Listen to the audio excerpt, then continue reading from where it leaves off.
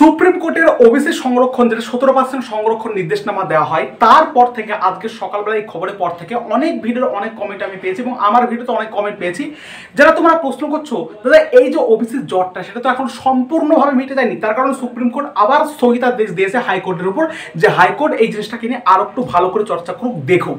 তাহলে হাইকোর্ট যদি পরবর্তী ক্ষেত্রে ডিভিশন বেঞ্চে আবার মামলা করে তারা যদি বলে যে আমাদের যে 7% সংরক্ষণ এটা সম্পূর্ণভাবে কারেক্ট, তখন যদি সেটা আবার সুপ্রিম কোর্টকে দেখায়, সুপ্রিম কোর্ট যদি সেটাকে আবার মান্যতা দেয় বা মেনে নেয়, তাহলে কি পরবর্তী ক্ষেত্রে আবার যে 5 তারিখে বা 31 তারিখে যে আমাদের আবার মিটিং হওয়ার বা হিয়ারিং হওয়ার কথা আছে তাহলে সেখানে কি আবার স্থগিতাদেশ হয়ে যেতে পারে, আমাদের সব কিছুকে আমাদের থমকে দিতে পারে?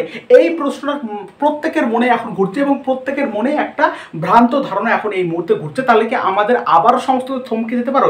দেখো এটা কোনোদিনই কখনোই সম্ভব না, তার কারণ সুপ্রিম কোর্ট স্পষ্টভাবে বলে দিয়েছে যে রাজ্যের, দেখো সুপ্রিম কোর্ট মিটিং চলার সময় বা হিয়ারিং যখন চলছিল তখন কিন্তু এটা স্পষ্টভাবে বলেছে যে রাজ্য যখন একটা 17% সংরক্ষণের তালিকা প্রকাশ করেছে তখন হাইকোর্ট কিভাবে সেটাকে এইভাবে স্টে করে রাখতে পারে এটা কিন্তু স্পষ্টভাবে বলেছে। তারপরে রাজ্যের ভিত্তিতে বা রাজ্যের দিকেই কিন্তু সুপ্রিম কোর্ট গিয়েছে। দ্বিতীয়ত তারা বলেছে যেহেতু এই 17% সংরক্ষণ এইভাবে পড়ুয়ারা শিক্ষা যারা মানে এর শিক্ষিত শ্রেণীরা রয়েছে বা ছাত্রছাত্রীরা রয়েছে তারা এইভাবে যে আটকে রয়েছে এতদিন ধরে, তো সেই আটকানোটা রাখা যাবে না। আমরা যে 70% সংরক্ষণ আমরা দেখতে পাচ্ছি সেই সংরক্ষণকে নিয়ে কিন্তু সমস্ত ভর্তি প্রক্রিয়ায় বলো আর যে সমস্ত প্রক্রিয়াগুলো আটকে রয়েছে সেগুলো খুব শীঘ্রই জুলাই মাসের মধ্যেই কিন্তু কন্ডাক্ট করা হবে, এটা সম্পর্কে ওরা কিন্তু স্পষ্টভাবে বলেছে। মানে জুলাইয়ের মধ্যে মানে যত তাড়াতাড়ি সম্ভব আগস্টের ফার্স্ট উইকের মধ্যে কিন্তু সমস্ত প্রক্রিয়াগুলোকে আবার চালু করতে হবে।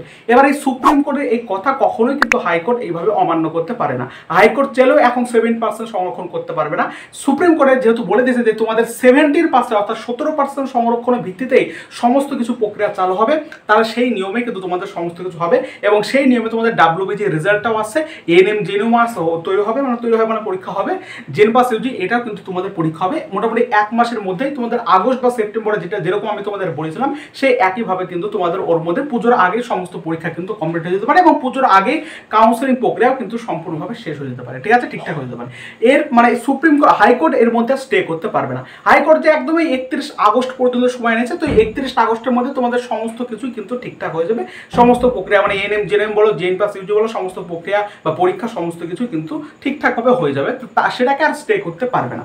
যদি পরবর্তী ক্ষেত্রে দেখা যাচ্ছে হাইকোর্ট সেটাকে মান্যতা দিচ্ছে বা হাইকোর্টের জিনিসটা মান্য হচ্ছে পরবর্তী ক্ষেত্রে, তখন সেটা অনেক দেরিতে, তার আগে তোমাদের সমস্ত কিছু হয়ে যাবে। তাই তোমাদের এত ভয় করার বা এত চিন্তা করার কোনো কারণই নেই, ঠিক আছে। যেহেতু সুপ্রিম কোর্ট বলে দিয়েছে হাইকোর্ট এর বেশি অমান্য করতে পারে না। 17% সংরক্ষণ এটার ভিত্তিতে তোমাদের সমস্ত কিছু শুরু হবে। আমি তোমাদের বারবার করে বলি জেন পাস ইউজি এবং এএনএম জেএনএম তোমরা যা বারবার বলছো জেন পাস ইউজি তোমাদের মোটামুটি আগস্টের সেকেন্ড উইক মানে ডাব্লিউবি যে রেজাল্ট আসার পরে ফার্স্ট রাউন্ড কাউন্সেলিং শুরু হওয়ার আগে তোমাদের ওই মোটামুটি আগস্টের মিড উইক বা এর মধ্যে তোমাদের দিতে পারে, শুরু করতে পারে ফর্ম ফিল আপ। ওই সেপ্টেম্বরের ফার্স্ট উইক বা সেকেন্ড উইক নাগাদ কিন্তু তোমাদের পরীক্ষা হতে পারে। তোমরা অনেকেই বলছিলে যে সেপ্টেম্বরের মধ্যে তো অনেক পরীক্ষা আছে রবিবারকে, তাহলে সেগুলো কি হবে? সেগুলোর আগে আগস্ট মানে সেপ্টেম্বরের শুরুর দিকে বা আগস্টের শেষের দিকে হয়ে যেতে পারে, তার কারণ ফর্ম ফিল আপে বেশি দেরি করবে না এবং ডাব্লিউবিজির কাউন্সিলিংও কিন্তু বেশি দেরি হবে না, যেহেতু অলরেডি দেরি হয়ে গেছে, ঠিক আছে। এবং এএনএম জেএনএম এগুলো কিন্তু খুব তাড়াতাড়ি হবে। সবসময় আপডেট থাকতে এবং সবসময় পেতে মানে ডাব্লিউবিজির কাউন্সিলিং হেল্প পেতে একদম শেষ রাউন্ড পর্যন্ত প্লাস এএনএম জেএনএম এবং জেন পাস ইউজির সমস্ত হেল্প পেতে অবশ্যই চ্যানেলটি সাবস্ক্রাইব করে পাশে থাকো। সবসময় এই চ্যানেল তোমাকে সর্বাগ্রে আপডেট অথেন্টিক অ্যাকুরেট তোমাদের যেটা সমস্যা সেটাকে ক্লিয়ার করে দেওয়ার চেষ্টা করবে, ঠিক আছে।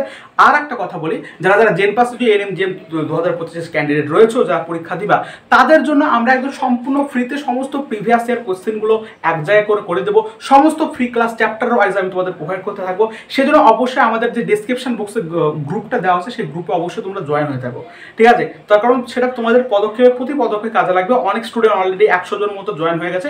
তোমরা যত কোশ্চেন করবা নিজেদের মধ্যে আলোচনা করবা তোদের কম্বিনেশনটা আরও বাড়বে এবং তোমাদের যে ক্যাপাবিলিটি সেটা কিন্তু বাড়বে, তাই অবশ্যই তোমরা যুক্ত হয়ে থাকতে পারো, ক্লিয়ার।